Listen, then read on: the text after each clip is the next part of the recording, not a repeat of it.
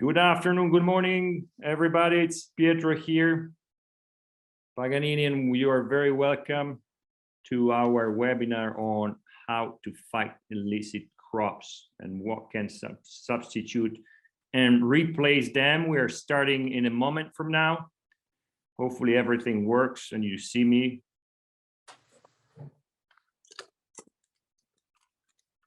Let's give everybody the opportunity to connect.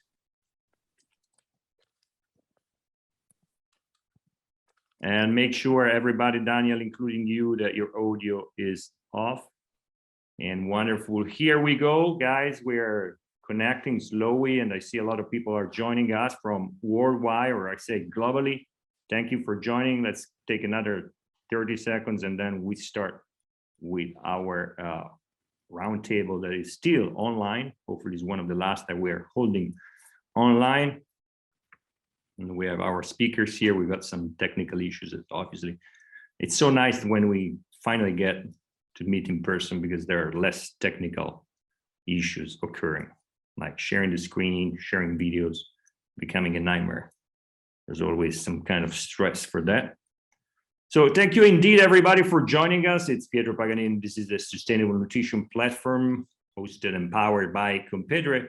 And today we are going to tackle an issue that would bring us to sustainable nutrition, but we start far away from that because there are more than 2,000 tons of cocaine that are produced every year, and 700 of them are coming into Europe. The rest is to the North America, and you can understand what a disaster, what a big problem it is. And the war to narco-trafficking has been going on for decades. It started in the US with President Reagan, and it's back still now, the war to the lord of drugs. And still, it's very a paradox, I would say. They are fascinated by Narcos when we watch, the TV series on the various platforms, and the Narcos is one of the most exciting. And unfortunately, we're creating myth out of bad people or gangs and so on. But, this war to narco-trafficking has never succeeded as we hoped.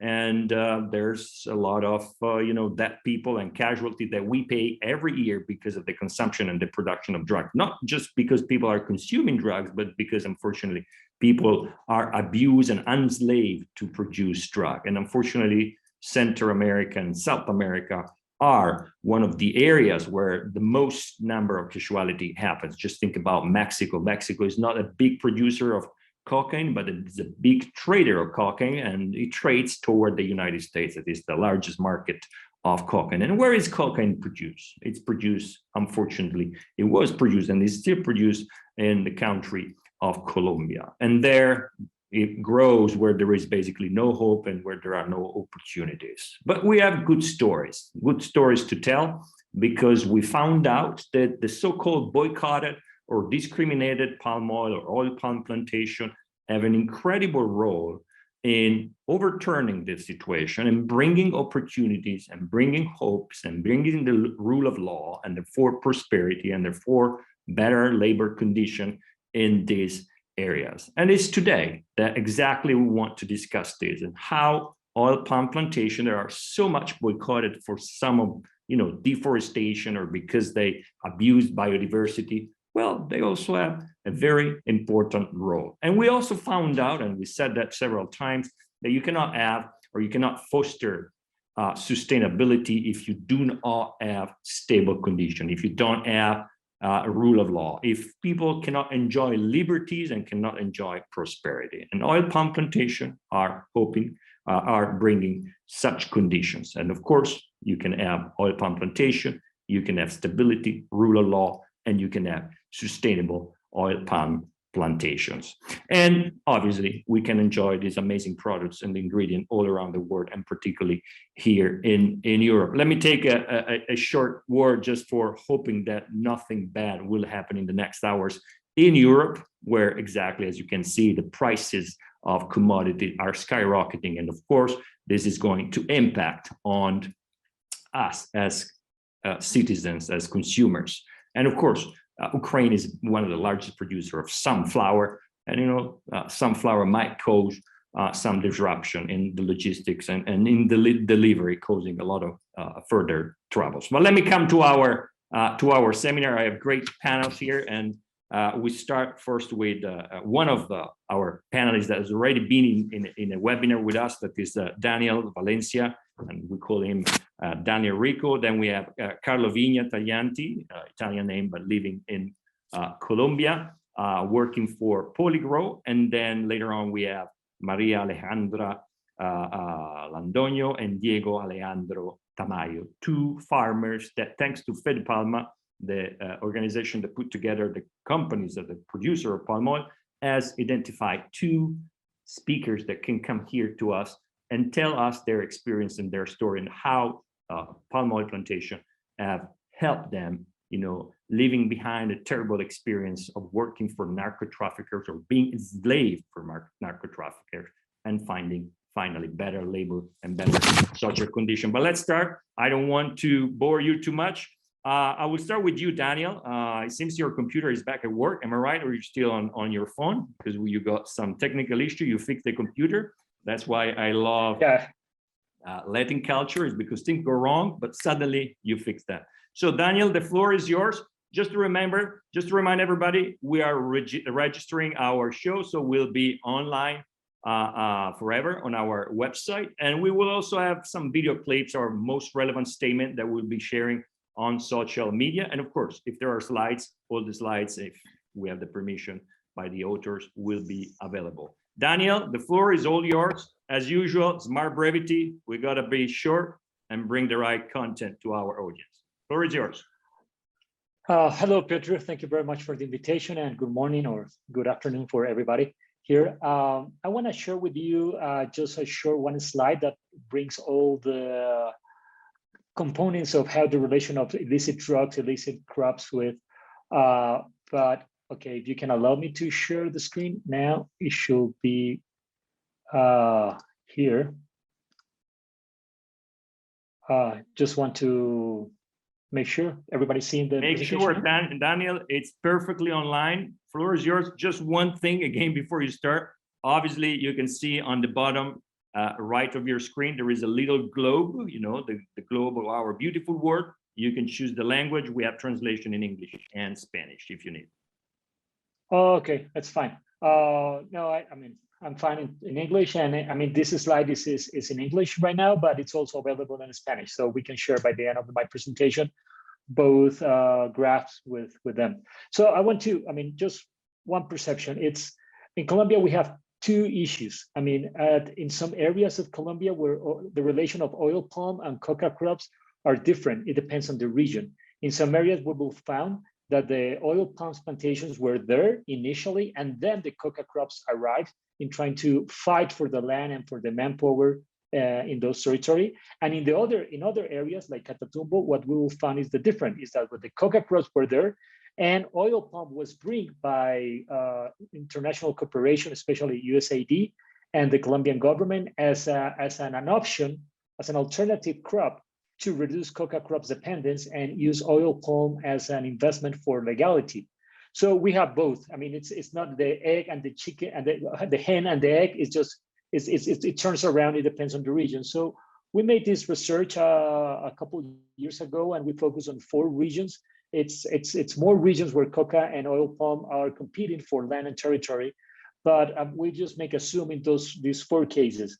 And what we found is that 2 components. I mean, number one is what the negative impact of having coca crops around. I mean, where you're having an oil palm industry, and for different reasons you have narcotics around. I mean, it brings a lot of headaches, and it brings a lot of difficulties in those areas. So I want to speak about it in the beginning, and then I will move as the components that oil palm can bring to an area that it's full of coca crops. What type of alternative, what type of development impact it has. So that will be the 2 components of my presentation. So focusing initially in the negative components, what we will see is that one direct impact of oil palm to the oil palm industry of coca crops and all the narcotics and criminal rings is it's a lack of workforce. what we saw is that when coca crops arrive, pretty much they provide better salaries and in informal ways, and another option of living for especially young workers. And so they will demand the workforce that has traditional experience on agro industries, because they can provide services and they can work in coca crops and get more money. So this will be one direct impact. So it just, what Colombian oil palm industries face as for a long time in this period is that when coca crops arrive, they start reducing and losing a lot of their talent and the people that work for them. Second issue, as any component of security in a region where we're fighting against organized crime, is extortion and kidnapping. One way of criminals trying to control territory is to conduct, and we have multiple and very sad cases of entrepreneurs of the oil palm industry that get both killed, kidnapping, or companies that are currently or permanently under extortion systems. As a result, also, when you have an oil palm industry, new criminal activities arrive. For example, when they use those territories for routes, and it becomes really insecure. And what's the problem for them? If you are located, your oil palm plantation is located in an area that is near a coca crop, it becomes problematic for the authorities, and it creates like a stigma of the businessmen that are located in those areas, that they are contributor or they are victims of the narcotics industry. So this pretty much change and transform the territory, and I would say it has been a very big competition for the land and the resources in order to maintain legality as oil palm industry can provide. Just to remind that in Colombia, 86% of the workforce in the rural areas are on informal contracts. So maintaining formal economy in an area of high criminality is quite difficult. Just to be brief, in the last three components of the negative impacts is that there's a severe environmental impact on coca crops that impacts all type of industry, oil palm, cattle, or whatever is around, because cocaine industry requires a lot of chemics, requires a lot of precursors. So I don't know those names in English, but it's called permanganato de potasio. There's multiple chemicals that goes to the water sources, that goes to the location. So having coca crops around, it just create the environmental impacts increase dramatically. And also the authorities provide some restrictions in the access of gasoline and the access of agrochemicals, because they're trying to, I mean, it's coca crops are plants also, and requires similar components that oil palms. So fertilizers and all those components became restricted in those areas, and makes more problematic. So this is a very brief and context, the landscape of how oil palm industry have to deal with coca crops when they arrive to those territories. And it's quite complex and it's quite difficult. But also we can see the good side of the story is, okay, and something that is very important is that oil palm hectares has been able to, in those areas, to increase. I mean, at the end, what we observe is that there's more opportunities and more development based on oil palm industry in areas of that coca has increased rather than to reduce. So at the end, the game has been in favor. I mean, it has been difficult, but in favor, we can have more good stories. And the oil palm industry is probably the only one industry in Colombia that has been able to provide a deterrence, to stop the expansion of coca crops in Colombia. And why is this happening? First, it has received during the 1990s and the beginning of this century, it has bring important investments into the region. We also use it's very common to use the pilot or the reference of what happens in the border between Colombia and Venezuela. That is right now the biggest concentration of coca crops and narcotics production in the entire world. And the only industry that is providing jobs, that is providing legality, that is paying taxes in that region is the oil palm industry. And this project developed as a result of international cooperation 20 years ago. So what we observe, and if we have a map, what we will see is that pretty much all this area that is called Catatumbo is full of coca. But there's one island, there was one area, one location that has no coca. And what is inside that location? It's oil palm. It's the only substitute that has been able to provide some terms of legality into that industry.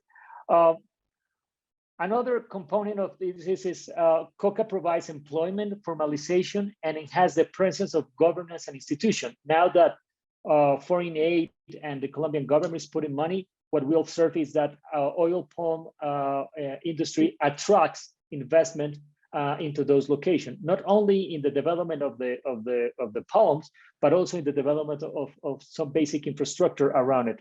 What we have to observe is that, for example, it's more environmental contribution, and there's more environmental investment in the regions that has oil palm rather than the ones that doesn't have.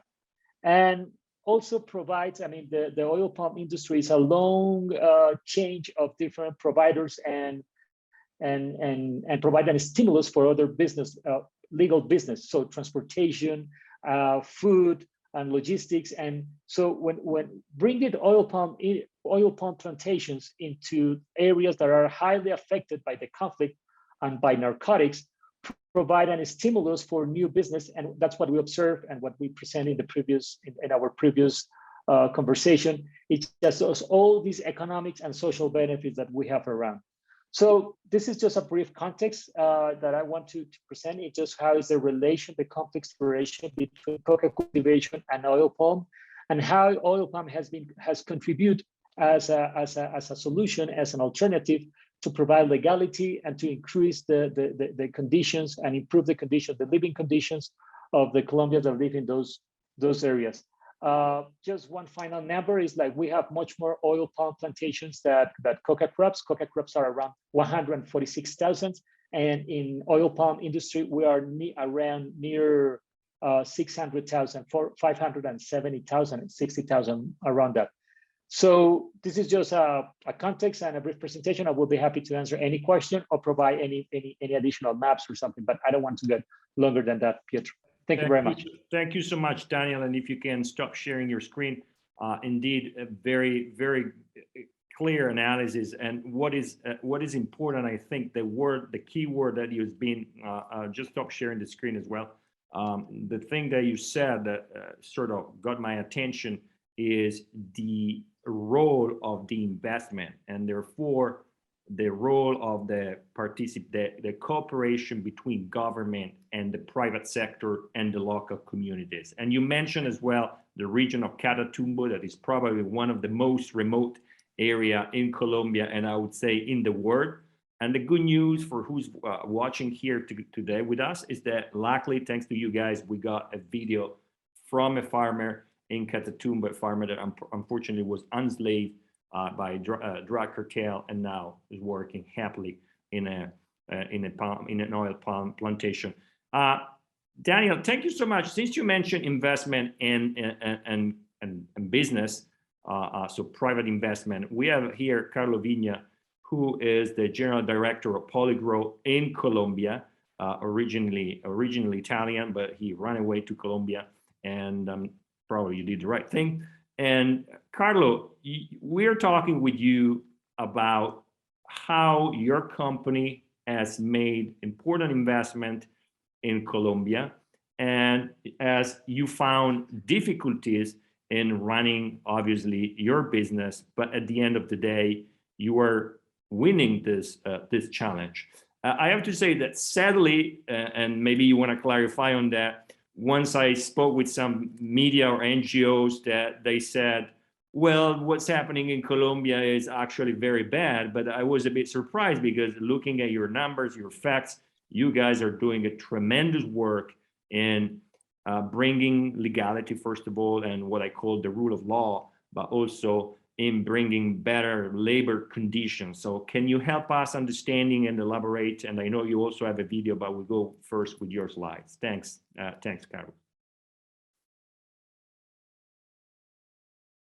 Gracias, Pietro.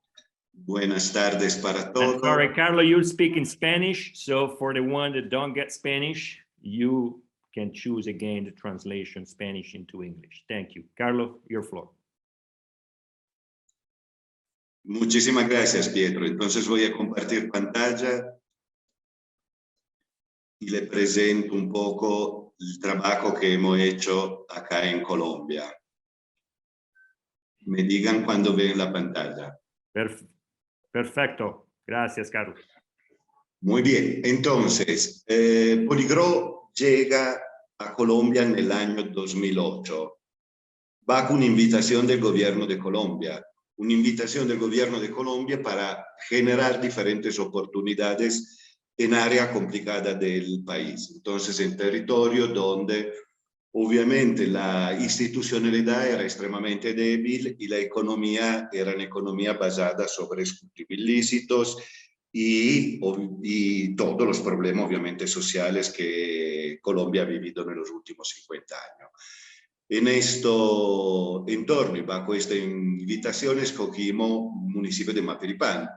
Entonces estamos hablando de la Orinoquía colombiana, otra zona olvidada del país, y específicamente Mapiripán, un municipio históricamente agobiado por determinada dinámica que después explicaré. Y tomamos la decisión, no para ser especialistas en palma africana, absolutamente no eravamo especialistas, pero reconocimos en la palma dos factores que podían cumplir con esta necesidad del gobierno. Eran, uno, un cultivo de tardío rendimiento, entonces que tiene un impacto en el territorio por un arco temporal extremadamente largo. Y el segundo, que es altamente demandante de mano de obra. Entonces se logra generar por hectárea cultivada alto número de empleo formal. Y en esto, prácticamente ya 14 años del proyecto, demostramos la capacidad que tiene un proyecto agroindustrial responsable y sostenible de transformar vida de la comunidad. Plantación que obviamente diseñamos bajo los principios de la RSPO. Hoy en día tenemos certificación RSPO, Rainforest Alliance, y hacemos parte de algunas alianzas, tipo el TFA 2020, el Pacto de la Orinoquía Sostenible y Programa Nacional de Carbono Neutralidad, entre otros. Y todo el proyecto está diseñado y comprometido con el cumplimiento del Objetivo de Desarrollo Sostenible. Mapiripán. Entonces, hablando de Mapiripán, como pueden ver aquí, esto pallino, este círculo rojo es la ubicación de Mapiripán en el territorio colombiano. Famoso por una masacre que se dio en el año 97 y que obviamente marcó profundamente la historia del municipio. También sí, la violencia en el municipio obviamente no es ligada a esta fecha del 97, ma viene da años o décadas anteriores. Territorio que obviamente fue interesado de cultivo antes de marihuana y después de coca, y entonces obviamente esta dinámica de economía totalmente ilícita empezó a atraer intereses del grupo al margen de la ley, territorio que hasta el 97, el año 2000, fue bajo control de FARC. Allí habían 3 o 4 frentes de la FARC que se movían en el territorio y obviamente se ocupaban de manejar toda la parte logística de los cultivos ilícitos. Y la masacre obviamente fue perpetrada por grupos paramilitares que buscaban tener el control siempre de estos cultivos. Entonces, en esta dinámica, 10 años después, llega Poligro y ¿qué vimos? Vimos diferentes dinámicas. Una que entre el año 2000 y el 2005, 8.000 personas abandonaron Mapiripán por falta de oportunidad de empleo. ¿Qué significa falta de oportunidad de empleo? Obviamente en este año el gobierno de Colombia empezó campañas para poder controlar los cultivos ilícitos. Y entonces obviamente esto quitaba trabajo a las comunidades y esto obligaba a las personas de trasladarse a otra área del país que contaban todavía con cultivo. Y nel 2005, después veremos algunas slide, Mapiripán contaba todavía con 3.300 hectáreas de coca sembrada. Vemos después en la gráfica que le mostraré que después de la entrada del proyecto, obviamente que conlleva también l'ingreso o más presencia de la institucionalidad, entonces del gobierno, con obras públicas, con otras inversiones, la hectárea en el territorio se reducieron drásticamente a menos de 500 hectáreas. Otro dato importante, 2008, cuando nosotros hicimos la primera línea base social, en el municipio había solo la generación de 20 empleos formales. Obviamente todo el resto era de economía ilícita y obviamente algunos de actividad agrícola básica. Básica, ¿por qué? Porque obviamente faltaba toda una serie de infraestructura y en este entonces transportar una tonelada de cualquier producto agrícola era más costoso del valor del mismo producto agrícola. Otro dato, hasta el 2012 la misma alcaldía municipal despachaba a Villavicencio por temas de seguridad. Acá le muestro un poco una gráfica de la hectárea cultivada, estamos hablando solo de Mapiripán. Quiero recordar, Mapiripán es el cuarto municipio más extenso de Colombia. Y como pueden ver, llegamos a más de 5.000 hectáreas. Esto toma solo del 2000 al 2018, pero ven que más o menos después del 2010, que es cuando el proyecto de Poligro empieza a tomar fuerte generación de empleo, y obviamente con el apoyo de la institucionalidad, empiezan a reducirse drásticamente la hectárea de coca sembrada en Mapiripán. Lastimosamente en estos años, en estos últimos 2 años, obviamente la tendencia se ha controvertido y vamos a ver una tendencia nuevamente al aumento de las hectáreas cultivadas. Todas estas son de la fuente del SMSI, que es un sistema de monitoreo de cultivos ilícitos. Así como también la parte del desplazamiento.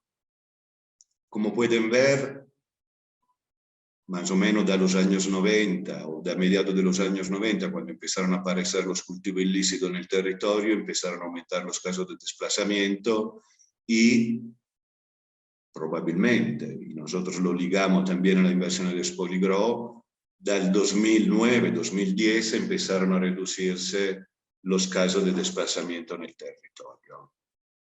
Bueno, todo esto, ¿cómo lo logramos? Lo logramos desarrollando un proyecto obviamente ligado totalmente a la institucionalidad que ha empezado a generar diferentes oportunidades de vida a la comunidad.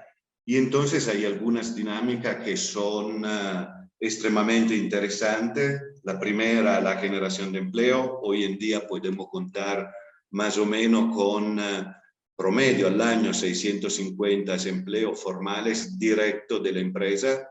Esto significa más o menos que la empresa hoy en día está moviendo el 86% de la economía del territorio.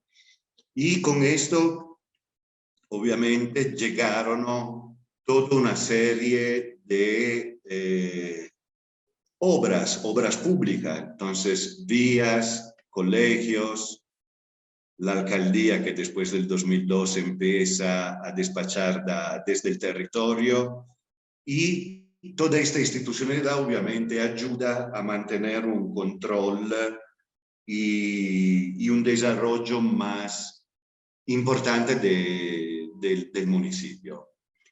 Algunos datos del proyecto, obviamente, principio de sostenibilidad, todo se basó sobre garantizar, ¿no?, la biodiversidad presente en el territorio y toda una parte de sostenibilidad social. En el 2010, después de haber hecho esta línea base ambiental social que desarrollamos, fundamos la Fundación Poligro, a través de la cual empezamos a dar respuesta a algunas necesidades básicas insatisfechas del municipio.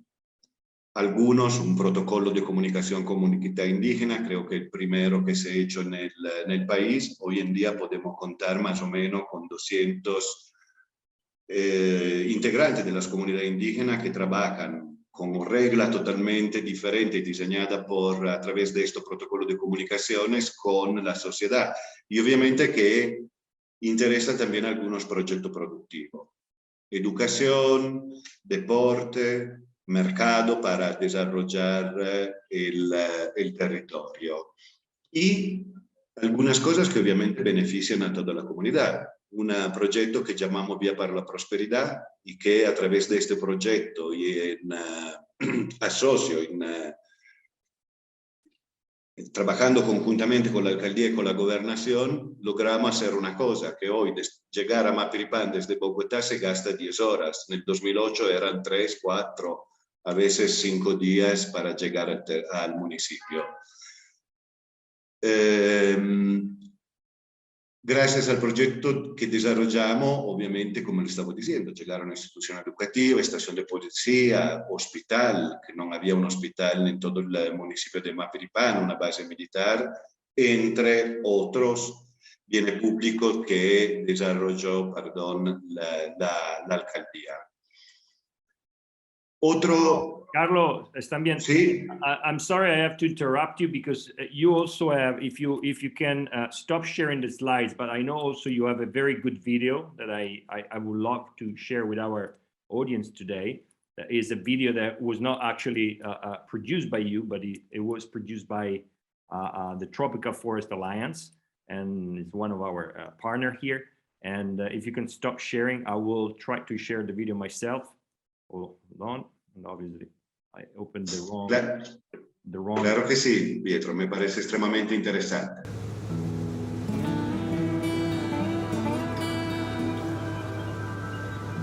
For me, the forest is life, is Mother Nature giving us life. So if you look at recent data, you'll see that over the last couple of years, deforestation still continues at an alarming rate. So we need to ensure that we protect it, because if we don't protect it, we will not have life. Part of our mandate as the Tropical Forest Alliance is to promote deforestation-free commodity supply chains, ensuring that we move from commitments to action.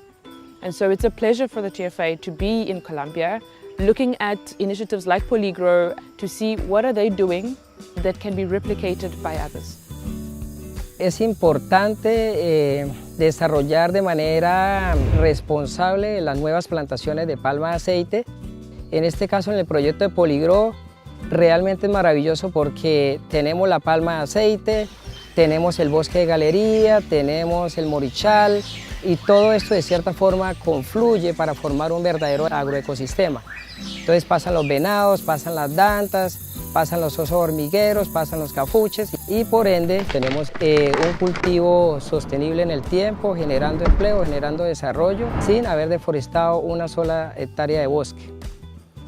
Mapiripán hace 10 años atrás no contaba con oportunidades, únicamente la coca.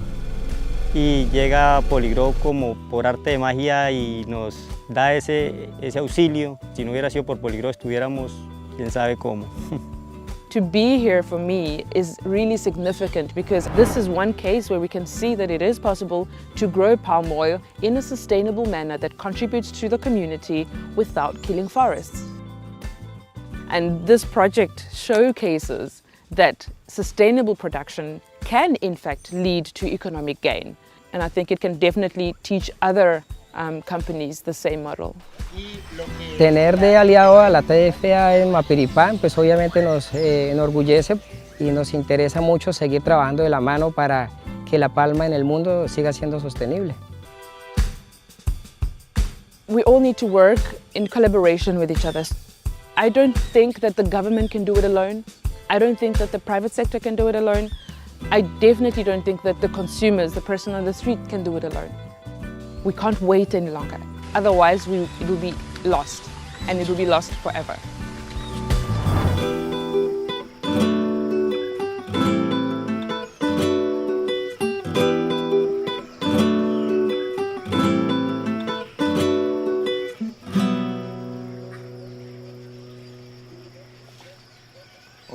wonderful. Carlo, thank you so much. And I want to thank also the Tropical Forest Alliance that has been our partner in this beautiful journey to protect a forest. And we engage them on very other important initiative.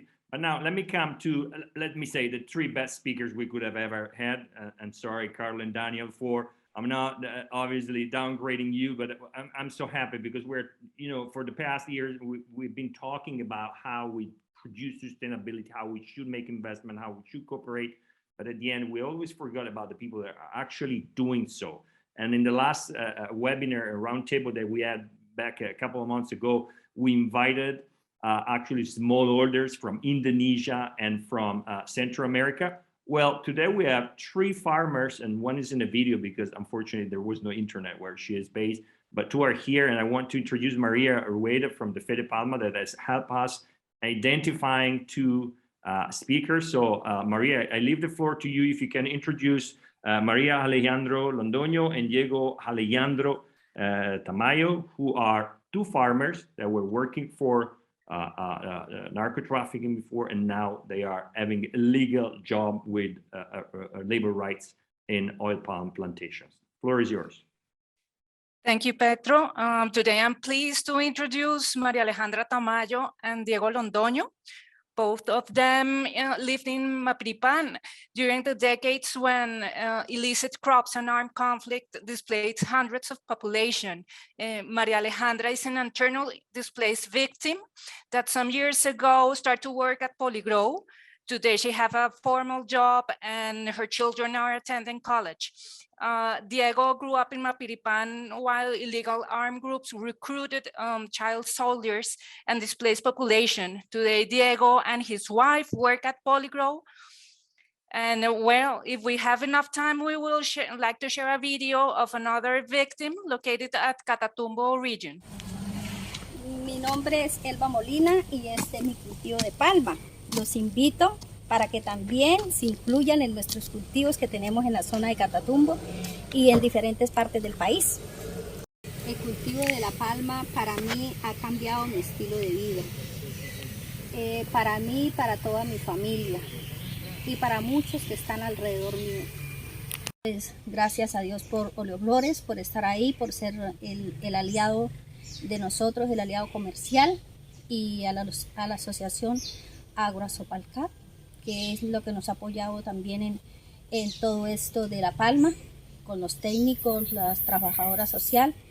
Y pues gracias a Dios, primeramente a Dios por este proyecto, que es el que nos ha ayudado a salir de allí, de esos cultivos ilícitos, porque la verdad aquí en la zona lo que había era eso, pero muchas personas han cambiado esos cultivos ilícitos por los cultivos de la palma, que son unas plantaciones transparentes donde usted se pare, tiene la frente en alto, nadie tiene que señalarlo, sino que se le abren puertas por ser palmicultor. Cambiar un estilo de vida mejor, tenemos un estilo de vida mejor, ¿sí? Los hijos ya pueden ellos ir a una universidad, ¿sí? Y para todos, también estamos creados en lo de seguridad social, o sea, todo lo que es seguridad a los trabajadores, y también estamos en lo de RCPO, certificados. Y pues de mi parte, pues yo sé que me van a escuchar muchos, no sé, pues muchas personas para mí el cultivo de la palma es lo mejor, eso es una vaquita de leche, todos los días ella da, y el cultivo de la palma no es el que daña las zonas, las fuentes hídricas, no, somos nosotros como seres humanos que nos ponemos a talar bosques a los orillos de los caños. Sí, pero con el cultivo de la palma ha sido diferente porque nos han enseñado cómo trabajar, a dejar su margen 30 metros a la orilla de lado a lado de los caños y sembrar árboles.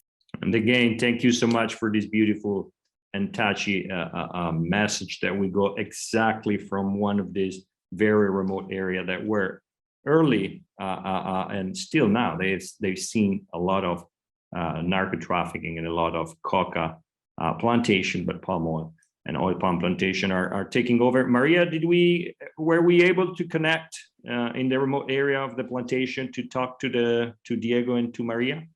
Yes, they are ready. Okay, wonderful and very welcome. Please, the floor is yours, Diego or Maria. Muy buenos días, Pietro. ¿Cómo está? Buenos días, ¿todo bien? ¿Voy? Vale, bueno. Do you have the camera or you prefer without camera? Para prender la cámara, ok, perfecto. Oh, here you are. Floor is yours. We don't have many minutes, I'm sorry, because we have to be smart, you know, in Europe, and smart short. So floor is yours. Thank you so much. Gracias, Pietro. Bueno, previamente, mi nombre es Diego Alejandro Londono. Actualmente vivo en Mapiripán. Pues digamos que yo soy parte, digamos, de esa historia pasada que pues vivió Mapiripán. Fui víctima del conflicto armado y el desplazamiento, digamos, que viví cuando pues era pues niño. Digamos que gracias, digamos, a que mis padres pues vivieron todo el tiempo, han vivido todo el tiempo aquí en la región, pudieron darme pues la primaria y tuve la oportunidad de salir afuera, digamos, a estudiar mi secundaria y terminar mi bachiller. Entonces, dentro de la experiencia, digamos, que yo tuve como víctima del conflicto en los años cuando yo estaba pequeño, pues obviamente fue el terror, el temor, digamos, de usted poder salir adelante, de pronto de usted no poder surgir, de pronto de tener que vivir, digamos, ese temor a poder, digamos, mostrarse ante el mundo, ¿no? Entonces, digamos que esa experiencia de pasar de la niñez viviendo, digamos, toda esta historia pasada, que digamos que es lo que ha manchado Mapiripán, digamos que me dio la potencial para poder yo salir a estudiar y volver a Mapiripán después de mucho tiempo, después, digamos, de estudiar mi bachiller, y gracias a la oportunidad que Polygrow hoy me da, pude crecer personalmente y profesionalmente. Entonces creo y tengo la convicción muy clara de que pues Polygrow, como la agroindustria que llegó a Mapiripán para poder fortalecer el crecimiento y el desarrollo del municipio, ha sido vital y muy importante para todos nosotros, porque nos ha mostrado, o sea, que no solamente tenemos que vivir del pasado, o sea, digamos, no tenemos que creer o pegarnos del pasado, sino pues velar, porque nosotros tenemos una proyección como jóvenes, como comunidad mapiripense, de que podemos salir adelante, de que pues gracias al proyecto podemos cumplir muchas metas, podemos cumplir esa visión o esa visión de vida gracias al crecimiento que digamos que la compañía nos ha fortalecido. Entonces, queda claro que pues para mí como trabajador de Polygrow tengo la convicción de que pues Mapiripán es una tierra potencialmente viable para poder crecer y digamos fortalecer el campo y la agroindustria, digamos, aquí en Mapiripán. Muchas gracias, Diego. I know that Maria is there with you, so if we can also have her experience, and thank you and so much for taking your time, for being here with us and taking the time out of the plantation to join us and bring your incredible experience. And I appreciate it very much when you talk about the education and the opportunity to get a real education. Maria, benvenuta. Soy María Alejandra. Vivo aquí en Mapiripán en estos momentos, pero antes vivía en un municipio, en una inspección llamada La Cooperativa, donde pues vivíamos al medio de la coca, del narcotráfico prácticamente. Hemos vivido allá, vivíamos. Me vine a darle estudio a mis hijos aquí a Mapiripán y gracias al Señor pues llegó la empresa Polygrow, he tenido empleo, he tenido pues la oportunidad de sacar a mi hijo a Bogotá a darle la universidad, gracias a Poligrow Colombia que me ha dado empleo y pues muchas familias se han beneficiado de la empresa, gracias al Señor, porque ha sido una empresa que nos ha dado trabajo a mucha gente que ha venido desempleada de todas partes, también por los conflictos armados. Pero gracias a Dios aquí hemos tenido a Poligrow, nos ha dado mucho progreso a Mapiripán, a todas las familias mapiripenses, a los jóvenes, a los jóvenes les ha dado oportunidad para salir a capacitarse pues a la ciudad. Nos ha dado progreso aquí en Mapiripán, tenemos alumbrado todas las 24 horas, agua, prácticamente Poligrow es el pulmón de Mapiripán y toda la región, porque Poligrow da ingresos a todos los alrededores de Mapiripán. Gracias, Marias. We lost the camera, but thank you so much. And I'm sure our audience understands also the fact that it's very hard to reach farmers in actual very remote area. And you remember certainly from last time how hard it was to get an internet connection. But thanks, we have an internet connection over there, and we could get this incredible experience. There are bringing us the voice of those people that have suffered because of narco-trafficking, and thanks to the conjunction of private investment, the public effort, and so this incredible cooperation and the participation of our local communities, we can get a system of legality, and we can get the rule of law, and from that we can get opportunities for the new generation. You know, since we're turning toward the end, there are a couple of things that I want to clarify or ask, particularly Carlo and Daniel, Rico, to help me understanding. But first, we have a question. I also got a couple of questions on my phone. Please, I'm talking to the audience. If you have any question or any suggestion, please post it in the Q&A section, or still you have the time to do it in the next days that it happened in the past. Questions are coming in later on. And our platform is also a platform of networking and putting people in contact. And particularly, I want to thank Fede Palma for helping us identifying and finding some real stories and bringing farmer here to the screens, but also the Council of Producing Countries that is supporting us with information, with knowledge, with experience, and helping us, helping our research work. I have a question from Manat, who's asking, beside plantation and small farmers, are there any other system of production of oil palm? I remember going to Colombia in 2005 to discuss with the church institution to set up the Malaysia Felda model for planting oil palm, but did not go through. Thank you. So here we are also engaging with producing countries, in this case with Malaysia. I don't know if Rico, you have experience. You're very young, so probably in 2005 you were still playing football, or Carlo, if you were some information about that. Otherwise, we keep this question here. I have another one. We understood that there was at a certain point in the 90s a turn in politics, and there was finally the decision and the participation of the government in supporting with investment the investment exactly of the oil palm companies. My two questions are, in order to eradicate what is left of cocaine, what is needed, first of all, and second, why is oil palm that is taking over and not other cultivation like, cattle or other crops?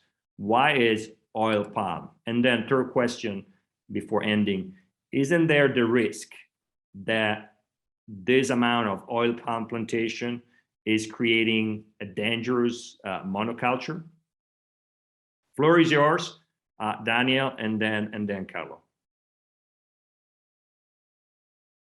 I want to refer first. I share my screen. I mentioned in my previous presentation that there was importance, to see the geographic competition between coca cultivation and oil palms.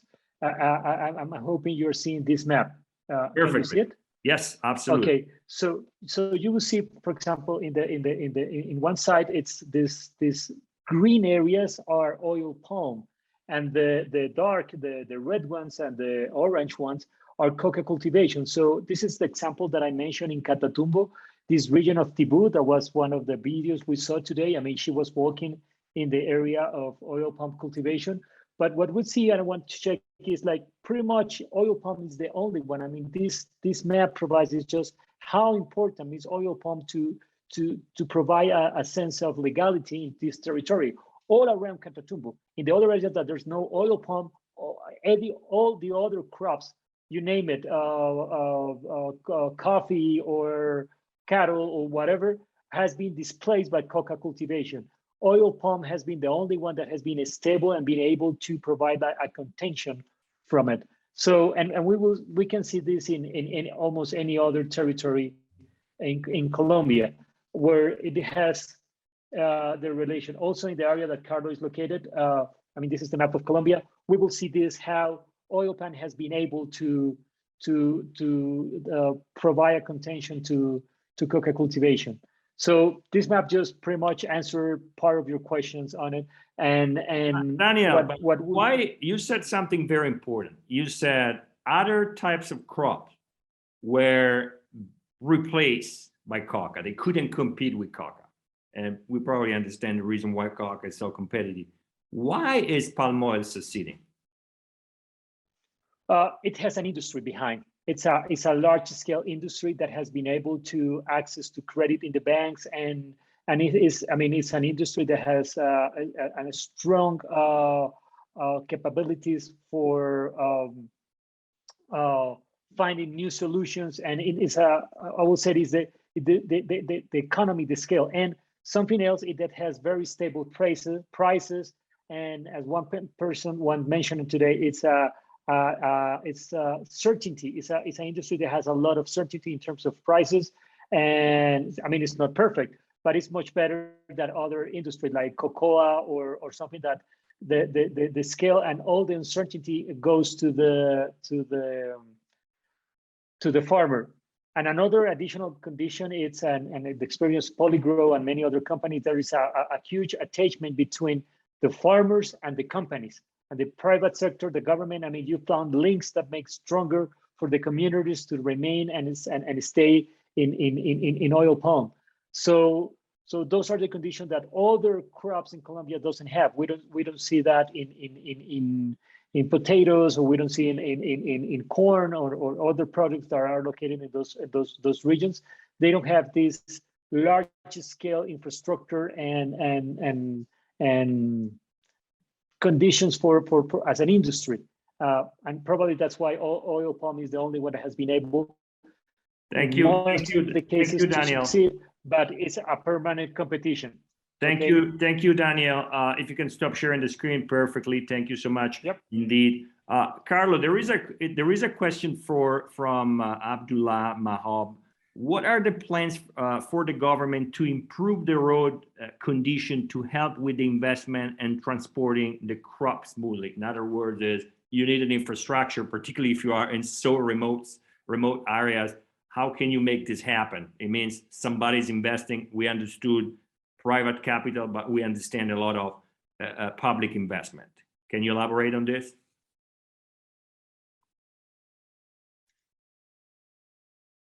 Sí, totalmente, Pietro y Ahmad. Obviamente, llegando una agroindustria organizada, un poco como lo estaba contando Daniel Rico, que genera empleo, entonces genera también impuesto, ¿no? Por el Estado puede empezar a invertir. Por ejemplo, en nuestro caso específico, yo recuerdo la primera palma que sembramos, vino el gobernador del departamento, entonces de la región donde nosotros estamos desarrollando el proyecto, a inaugurar la primera siembra. Y él dijo dos palabras que me parecieron indicativas para dar respuesta a esta pregunta. Finalmente tengo la posibilidad de invertir en obra pública porque hay un proyecto legal.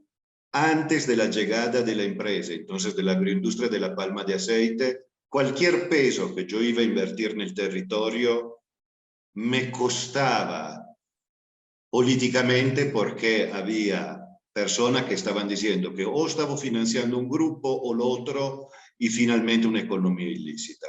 Entonces, cuando llegó la inversión, obviamente llegó toda una parte de inversión pública en bienes. Yo me recordé algunos, el hospital para hacer un ejemplo, el colegio para poder brindar una educación, obviamente toda una parte de vías públicas, incluyendo la energía que nosotros pusimos en el territorio. Era un territorio que no contaba con energía eléctrica y hoy cuenta con la 24 horas, nació de una alianza público-privada con el Ministerio de Minas y Energía, la gobernación, etcétera, etcétera.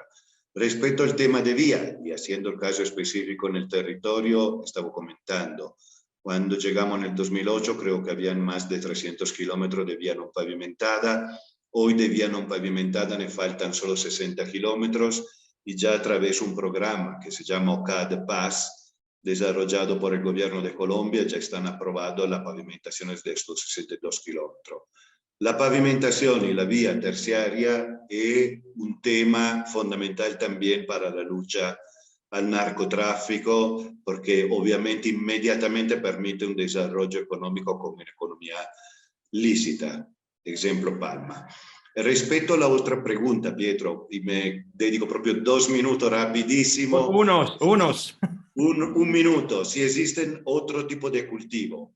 Vamos a decir, creo que tenemos un caso de éxito de cooperación internacional que está invirtiendo en el proyecto en el territorio con cultivos alternos. Entonces, obviamente, la empresa ancla, la empresa líder y el sector palmicultor organizado, bueno, creo que Daniel ya explicó exactamente todos los motivos, pero al lateral de esto obviamente pueden nacer otros cultivos. Ejemplo, con la comunidad indígena se están desarrollando proyectos de yuca y de otros cultivos que son para coger. Y con otros sectores de la comunidad, otros proyectos, cuales frutales, cacao, etc. Splendido. Thank you so much. Thank you so much, Carlo. I want to thank particularly you. I want to thank Daniel. I want to thank the tres traballeros that were joining us today from the oil palm plantation.